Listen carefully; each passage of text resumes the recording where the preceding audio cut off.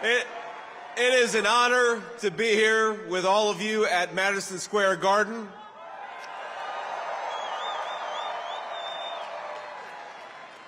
Now think about this, for more than a century, America's most celebrated heroes and legends have made history inside this iconic arena.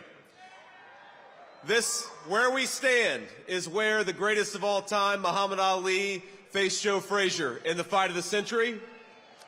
It's where the King, Elvis Presley, played for 80,000 screaming fans. It's where the immortal Hulk Hogan pinned the Iron Sheik and let Hulkamania run wild.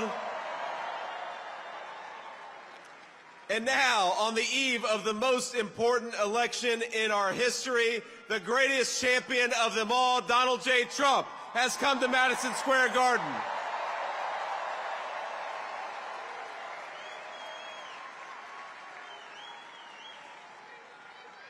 And I believe in just 8 short days, we are going to turn the United States of America red and make Donald J. Trump the President of the United States.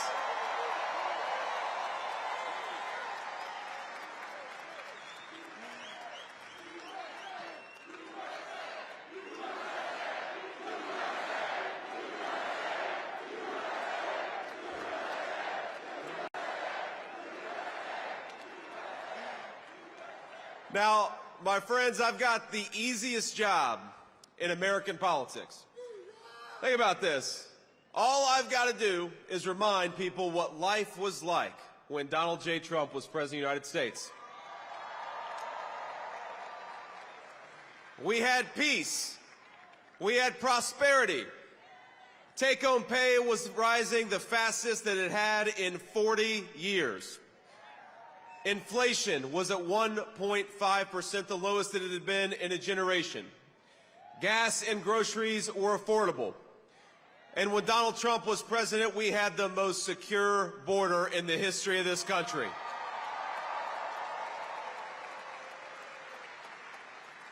That's the Donald Trump record, and that's a record that's going to win in just 9 short days.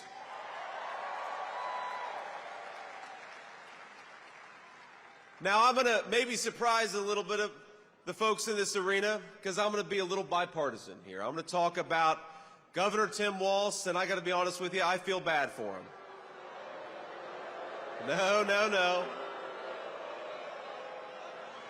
We ought to spare a prayer for Governor Tim Walz because he's got the hardest job in American politics. He's got to convince the American...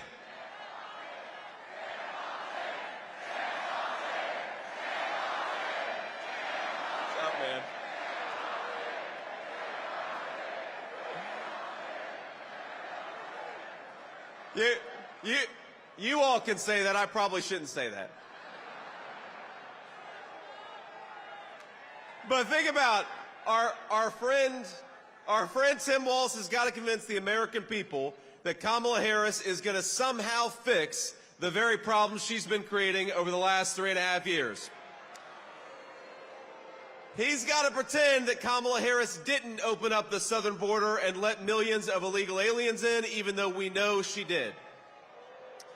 He's got to pretend that Kamala Harris didn't cast the deciding vote on trillions of dollars of new spending, which created the worst affordability crisis in 40 years in this country. And he's got to pretend that Kamala Harris actually has ideas in her head for how to govern the United States of America. Now, if you are the praying type, and I imagine a lot of us are, please say a prayer for Tim Walz because they're asking him to do the impossible. Kamala Harris acts like she's the candidate of change when she's been in office for 4 years. She says she can fix everything, but Kamala, day one was 1,400 days ago. What the hell have you been doing that whole time?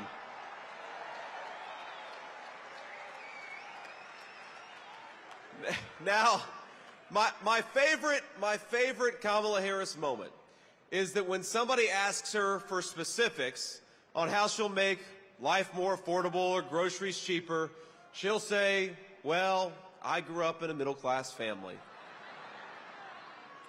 You say, Kamala Harris, how are you going to close down the southern border? Because for 4 years you've left it wide open. And she'll say, well, I made the hash browns when I worked at McDonald's, and I was pretty good at it. And anybody with a lick of common sense is saying, Kamala Harris, you didn't answer the question. You didn't actually tell the American people how you're going to fix what you broke. And I got to be honest with you, even on that McDonald's answer, I'm not sure that she ever worked at McDonald's. In fact, I think our president, Donald J. Trump, has probably worked at McDonald's for longer than Kamala Harris has.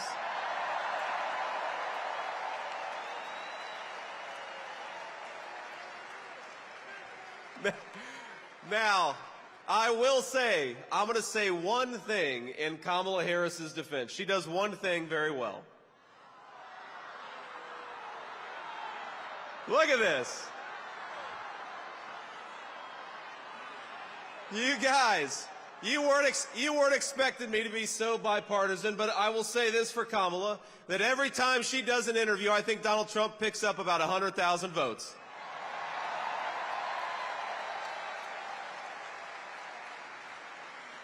Now, we're, of course, in one of the proud baseball cities in the United States of America. So you know the problem with a softball interview is that you've got to be able to hit a softball still. And that's the problem with Kamala Harris, is I don't think that she could hit a T-ball based on what we've seen over the last couple of weeks. When she was asked what she would do differently compared to Joe Biden, she said, nothing comes to mind. She's running on how she's going to be different, but she couldn't name a single thing that she would do differently than Joe Biden. Now, I will say that could be the Kamala Harris official campaign slogan. Kamala Harris, nothing comes to mind.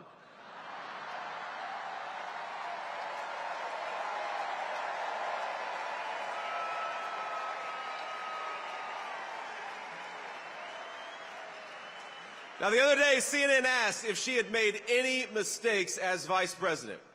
Now, here's what she actually said, and I am quoting word for word.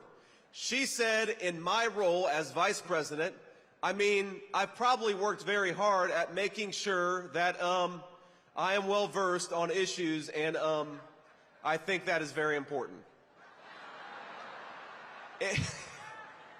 It's a mistake not to be well-versed on an issue and feel compelled to answer a question. Now, I have no idea what any of that means, and frankly, neither do any of you. None of us know what the hell she says. Now, she may not be able to name any of her mistakes, but the American people sure can.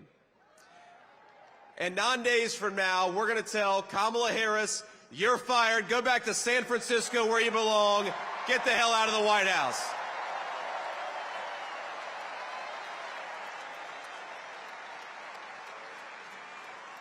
Now, together,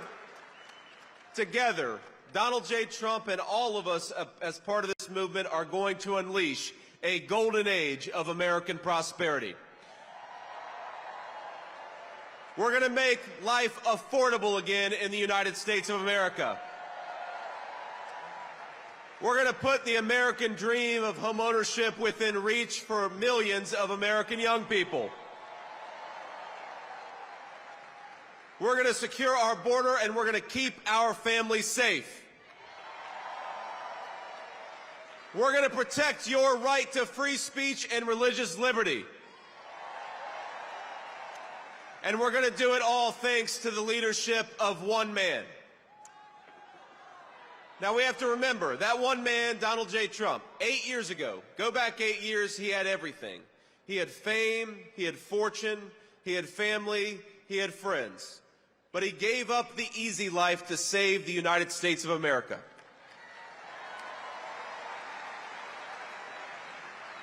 When they couldn't beat him, they tried to bankrupt him. When that didn't work, they tried to impeach him.